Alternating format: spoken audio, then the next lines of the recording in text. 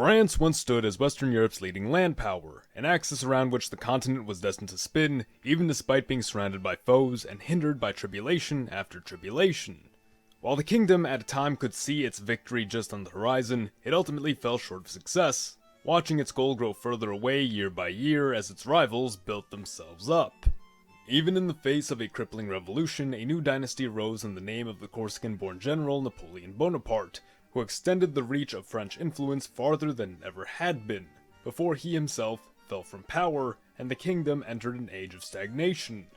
As the British ruled the waves and saw their destiny abroad in the lands of their newly established colonies, so did many still look to France as the continental leader of Western Europe. And so did one Charles Louis Bonaparte, nephew of the great general, who aspired to drag France out of its stupor and once again embody the leading role that was expected from it.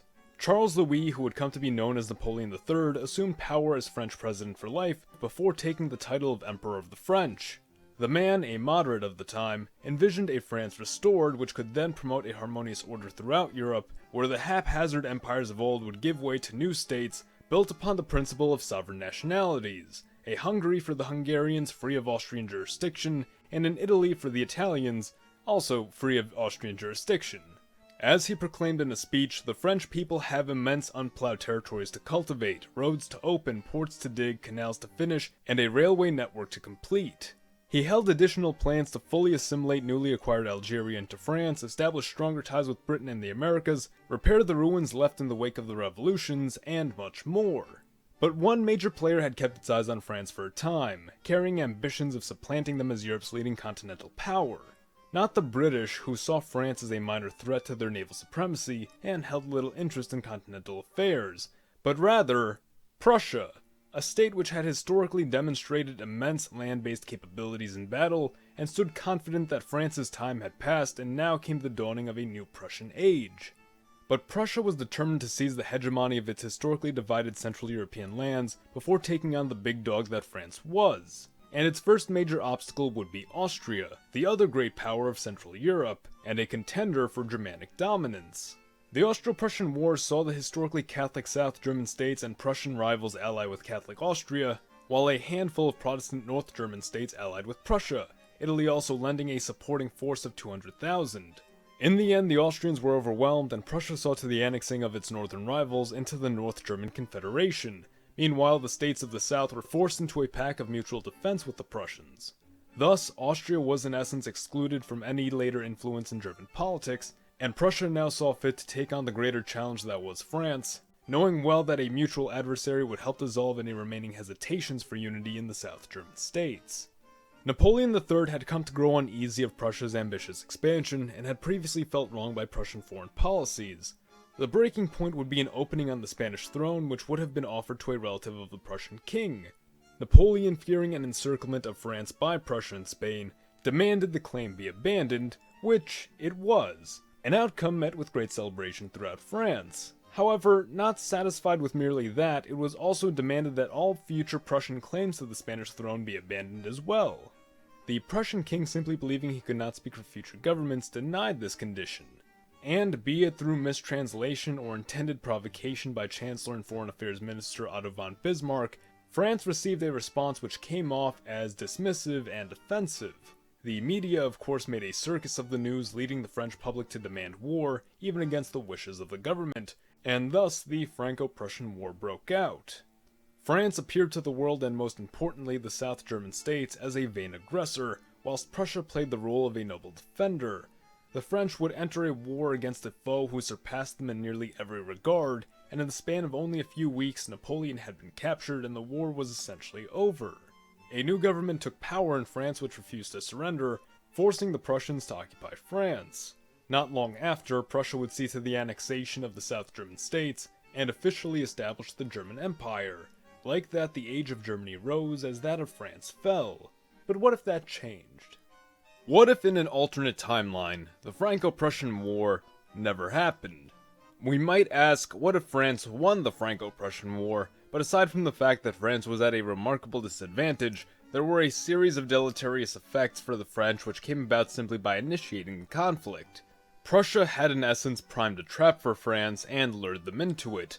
Even had France won, save for a highly unlikely outcome in which Prussia is forced into an unconditional surrender, the South German states still come to favor Prussian strength over independence, and fear the ever-present threat of French conquest.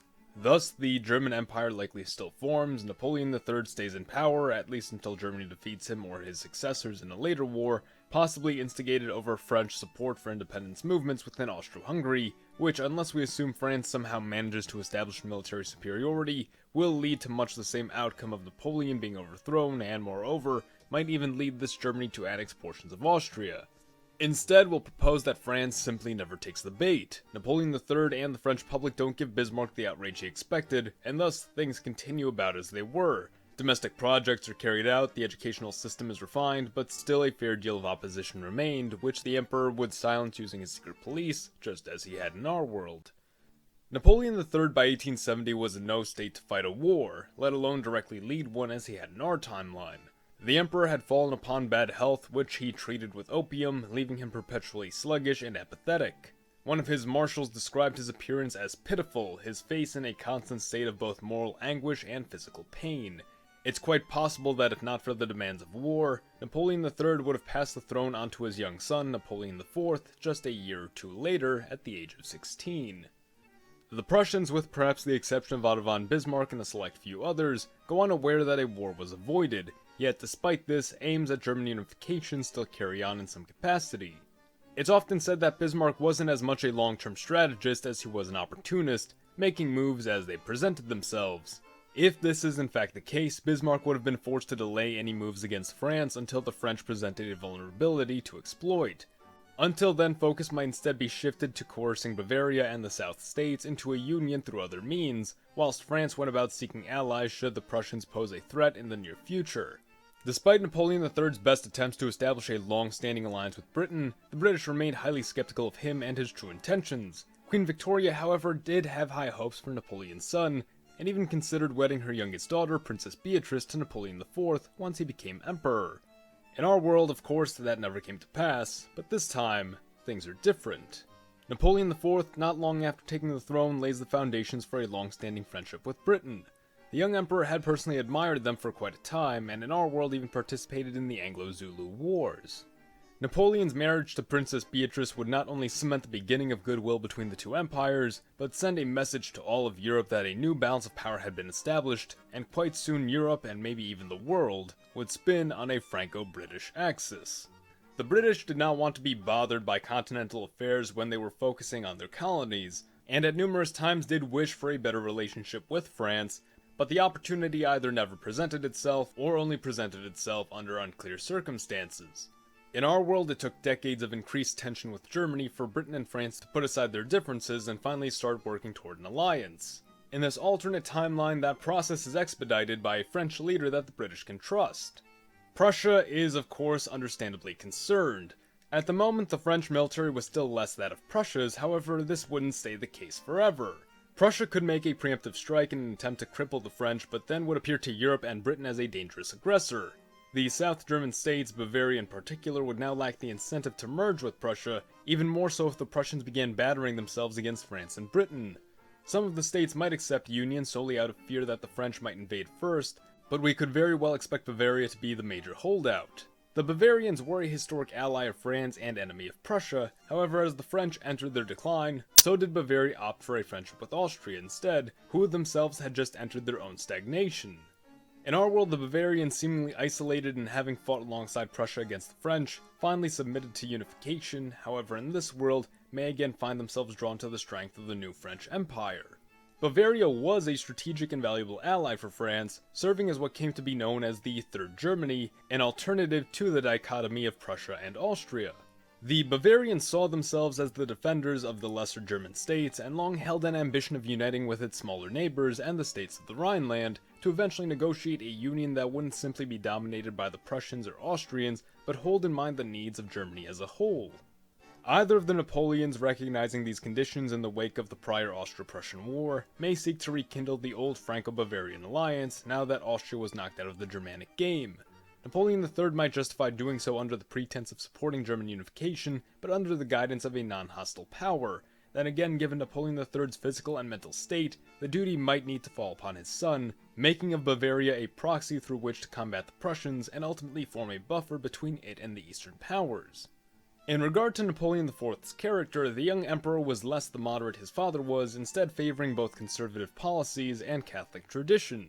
The young man was also a bit of a war hawk, something which in our world cost him his life as he over-involved himself in the British South African campaigns. In this alternate timeline, we might instead see this manifest in the form of more aggressive efforts at colonialism, bolstering of the military, and more assertive foreign policy against the Prussians. We might also assume a support of nationalist independence movements as his father had. However, Napoleon IV's concerns laid immediately with France and its own strength over hoping to gain the support of newly independent states, something which had proved ineffective when Italy failed to become a reliable ally. Bavaria is the chief exception because of its proximity, its current independence, and the great value to be had in a German buffer state.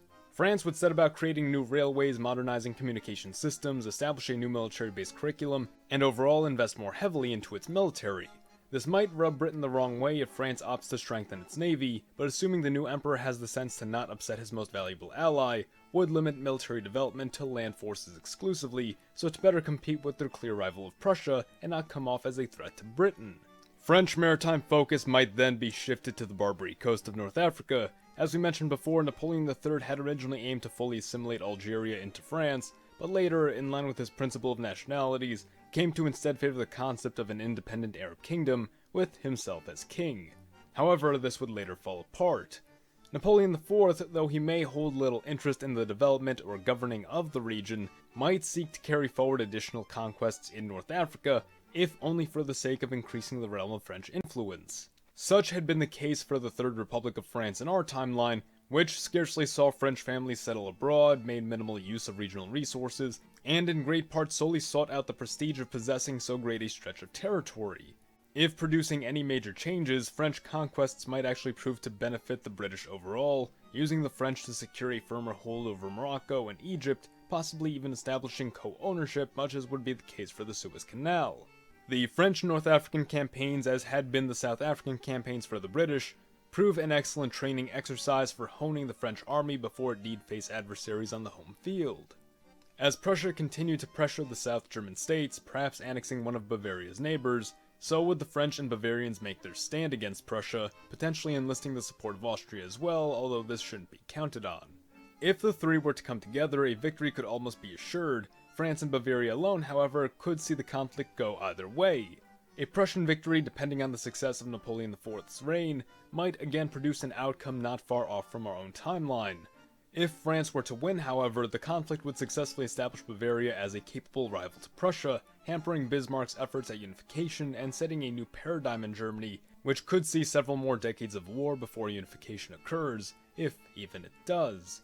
In the long term, Prussia and Bavaria would grow increasingly divided. The Protestant culture of the north and mixed Catholic culture of the south, in addition to both historic and new rivalries, would make any reconciliation ever more difficult. Assuming France, once it feels secure in its own development, again takes up Napoleon III's support for independence movements, we may see interventions lead to the breakup of Austro-Hungary into a series of new states some years down the line, leaving Germanic Austria alone once again.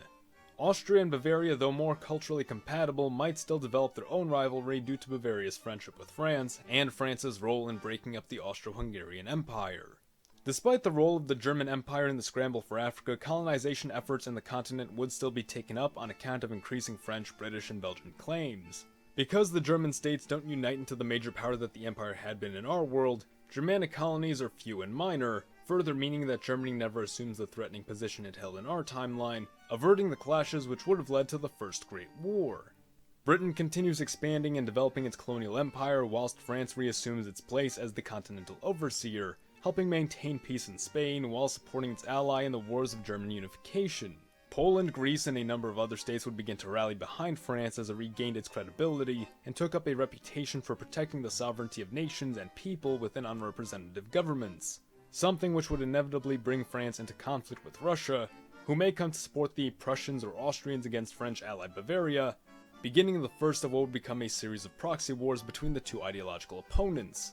And that is where I'll end this video for now. The US of Z thanks you for watching. Support your legion by liking the video or join our ranks by subscribing for more. Mr. Z, out.